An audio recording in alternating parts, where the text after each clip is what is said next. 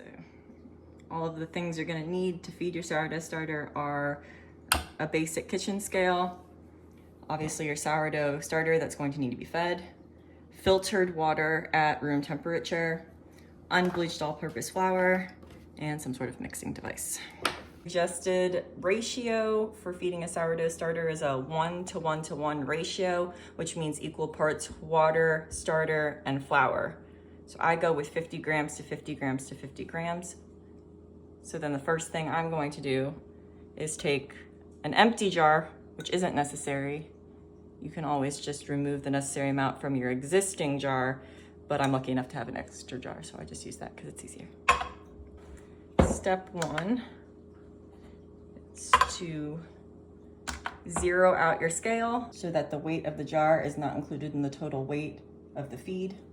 And then you're going to pour the sourdough starter to be fed into the clean jar until it reads 50 right here. Slowly so that you don't pour too much. What's left over is referred to as discard. You can throw it away, you can give it to a friend, or you can make things like pancakes or muffins or whatever baked goods with the discard. The important thing to know is don't pour it directly down the drain if you're getting rid of it, because it will clog your drain. Next in the process is adding the water.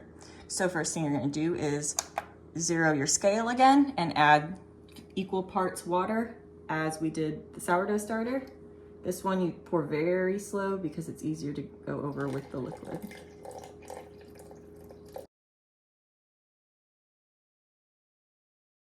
Use your spatula to mix this until it is all combined and kind of watery.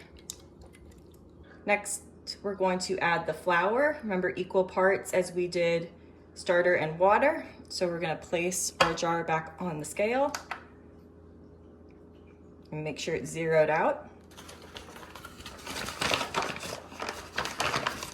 We are going to use a spoon to slowly scoop flour into the jar until it reads 50 grams.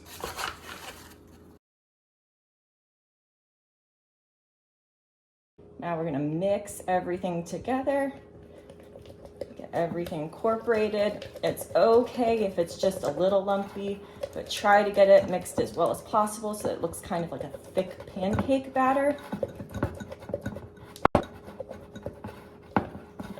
When you get towards the end of mixing, make sure that you get the sides scraped, otherwise it's gonna dry up on the side, or you won't be able to see when it actually rises and falls, which is your indication of when it's ready to bake and or be fed again.